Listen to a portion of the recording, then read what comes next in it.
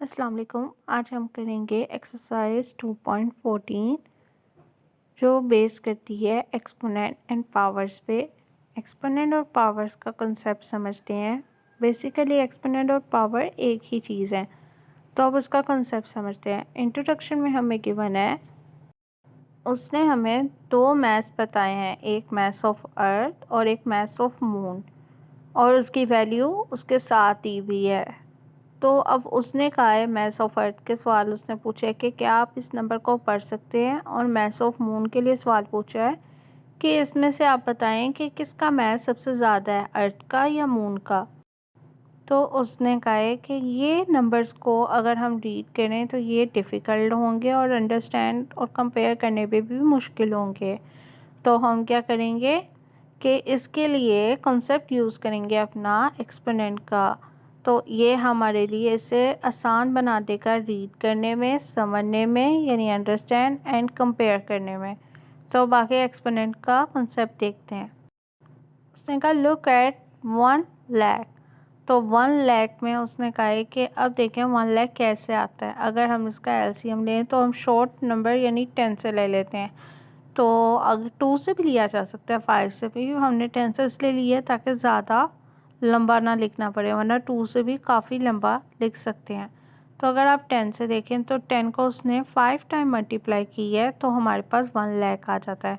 और अगर आप अपने 1 लाख को भी देखें तो आप इजीली बता सकते हैं कि उसमें 5 ज़ीरो हैं। तो अगर आप 5 टाइम 10 को ही मल्टीप्लाई करेंगे, जिस तरह 2 टाइम करें तो 100, 3 टाइम करें तो 1000, इसी तरह 5 टाइम करेंगे तो 1 लाख आएगा। तो हमने उसे एक्सपोनेंट की फॉर्म में, अब एक्सपोनेंशियल फॉर्म जो लिखी हुई है ये हमारा मेन है पार्ट। किस तरह बनी हुई है कि 10 यानी 5 दफ़ा हमारे पास क्या वैल्यू आ रही थी, 10। तो सेम वैल्यू आने पे हमने 10 को एक दफ़ा लिख दिया, और कितनी दफ़ा आ रही थी, 5 टाइम। तो हमने उसकी पावर यानी उसके अपर साइड पे जाके हमने, अपर राइट कॉर्नर पे जाके हमने लिख दिया 5। तो हमारे पास इस तरह ये एक्सपोनेंशियल फॉर्म बन गई 1 लाख की। तो रीड करने में भी आसान होगी और आसानी से आप इसे लिख भी सकते हैं। देन उसने नीचे आपको बता दिया है कि हमारे पास 10 5 एक्सपोनेंशियल फॉर्म है 1 लाख की, और 10 हमारे पास इधर कहलाता है बेस, और 5 एक्सपोनेंट या इंडेक्स या पावर। तो सिमिलर उसने एक और क्वेश्चन दिया 125, और अगर हम 5 को 3 टाइम मल्टीप्लाई करें तो हमारे पास 125 आता है। तो आपको मालूम है कि आपने 5 को 3 टाइम मल्टीप्लाई करना किस तरह लिखना है, 5 बेस पे और पावर की साइड पे 3। तो हमारे पास 5 पावर 3 एक्सपोनेंशियल फॉर्म है 125 की। और इसके साइड यानी राइट कॉर्नर पे पेज के देखें तो आपको की फैक्ट दिखेगा। उधर आपको बताया है कि इसको रीड आउट कैसे करते हैं। जैसे 10 की पावर 5 है, तो अगर आपने उसको रीड आउट करना है तो ऐसे करेंगे, 10 raise to the power of 5। तो इस तरह आप इसे रीड आउट करेंगे। अब हम अपने क्वेश्चंस की तरफ आते हैं। क्वेश्चन नंबर 1 में उसने कहा है कि आइडेंटिफाई करें बेस और एक्सपोनेंट क्या है। क्वेश्चन नंबर 2 में उसने कहा है कि फाइंड करें वैल्यूज़। क्वेश्चन नंबर 3 में एक्सपोनेंशियल फॉर्म में हमने राइट डाउन करना है, और क्वेश्चन नंबर 4 में हमने एक्सपोनेंशियल नोटेशन को यूज़ करते हुए इन नंबर्स को एक्सप्रेस करना है। तो अब इसको सॉल्व करते हैं। तो क्वेश्चन नंबर 1 के लिए मैंने एक टेबल बना लिया, क्योंकि मुझे आइडेंटिफाई करना था कि हमारे पास जो क्वेश्चन हैं उसमें बेस और एक्सपोनेंट क्या है। तो एज़ यू नो कि बेस क्या होती है, हमारे पास जो वेरिएबल गिवन होता है या कोई वैल्यू गिवन हो, और जो एक्सपोनेंट है वो हमारे पास एज अ पावर है। यानी अगर 2 की पावर 4 है, 3 है, स्क्वायर है, क्यूब है, तो वो हमारे पास एक्सपोनेंट होगा। तो क्वेश्चन से ही हम सॉल्व कर लेते हैं। जैसे 2 की पावर 6 है, तो 2 हमारे पास बेस है और 6 एक्सपोनेंट है। इसी तरह हमारे पास बी बेस है और 2 एक्सपोनेंट है यानी पावर, और टी बेस है और 9 पावर यानी एक्सपोनेंट है। इसी तरह एम एन में हमारे पास एम की पावर एन में एम बेस है और एन पावर है।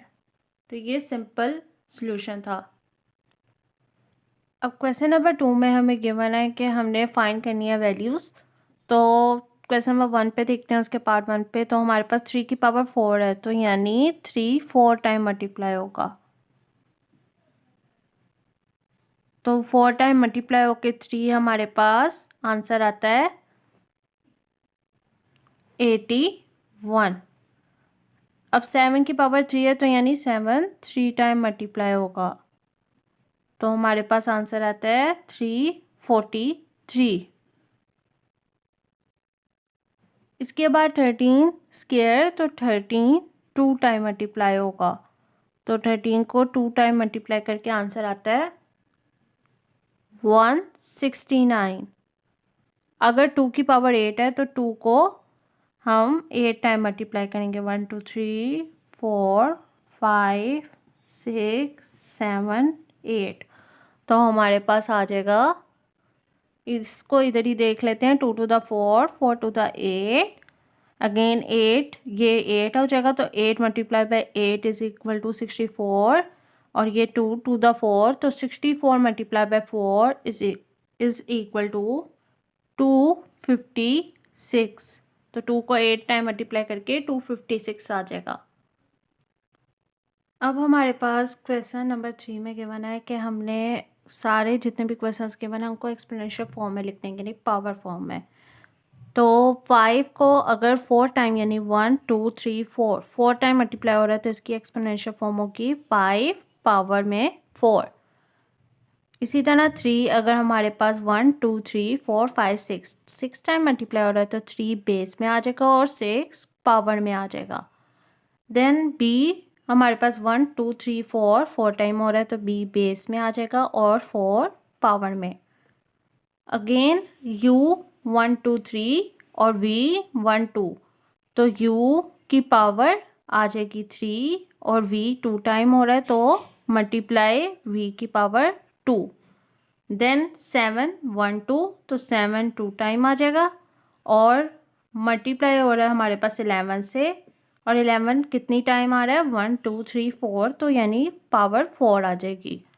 इसके बाद हमारे पास क्वेश्चन नंबर 6 है, ए मल्टीप्लाई हो रहा है 1 2 3 टाइम, तो ए बेस में आ जाएगा और पावर 3 आ जाएगी। मल्टीप्लाई सी हमारे पास 1 2 3 4 टाइम है तो सी आ जाएगा और 4 टाइम यानी उसकी 4 पावर आ जाएगी, और मल्टीप्लाई बाय डी, तो डी की पावर 1 है तो आप 1 लिखें या ना लिखें एक ही बात है। तो हमारे पास यहाँ पे ये सॉल्यूशन आ जाएंगे। अगर हम देखें क्वेश्चन नंबर 4 में तो हमें गिवन है कि ये 4 वैल्यूज़ गिवन है और उसने कहा है कि इसको आप एक्सपोनेंशियल फॉर्म में कन्वर्ट करो। तो अगर हमने इसको कन्वर्ट करना तो हम क्या करेंगे, सबसे पहले इसका एलसीएम लेंगे। तो अगर 343 का आप एलसीएम लें, अगर छोटी वैल्यू से ही हम लेना स्टार्ट करते हैं ना लीस्ट, तो हम उसमें से देखेंगे 7 के टेबल पे 343 पहले आएगा, फिर अगेन 7, फिर अगेन 7, तो अगर 3 टाइम्स 7 को मल्टीप्लाई करें, ये एलसीएम में जिस तरह हम बाद में अपने फैक्टर्स लिखते हैं तो इस तरह 3 टाइम्स 7 लिखें तो हमारे पास 343 आ जाएगा। तो हम लिख सकते हैं 7 की पावर 3 इज़ इक्वल टू 343। अब 512 में आए तो हमारे पास 512 2 के टेबल पे आता है, फिर अगेन 2 के टेबल पे आता है। अगर हम 2 से ही स्टार्ट करें तो अगर 2 को 9 टाइम मल्टीप्लाई करें, 1 2 3 4 5 6 7 8 9, तो हमारे पास आ जाता है 512। तो हम लिख सकते हैं कि 2 की पावर 9 इज़ इक्वल टू 512। तो 729 को अगर हम 3 के टेबल पे करें तो हमारे पास अगेन 3 के टेबल पे एलसीएम हो सकता है। तो हम इसको अगर 3 को 6 टाइम मल्टीप्लाई करेंगे, 1 2 3 4 5 एंड 6, तो हमारे पास आ सकता है 729। तो 3 की power 6 is equal to 729। Then हमारे पास 3125 को अगर हमने निकाल लें तो हम उसका एलसीएम करेंगे तो 5 के टेबल पे हो सकता है, तो 5 के टेबल पे करेंगे, देन अगेन 5 के टेबल पे हो सकता है। तो कब तक 5 के टेबल पे होगा, 5 टाइम। 5 को अगर 5 टाइम मल्टीप्लाई करें तो हमारे पास 3125 आ सकता है। 5 की पावर 5 इज़ इक्वल टू 3125।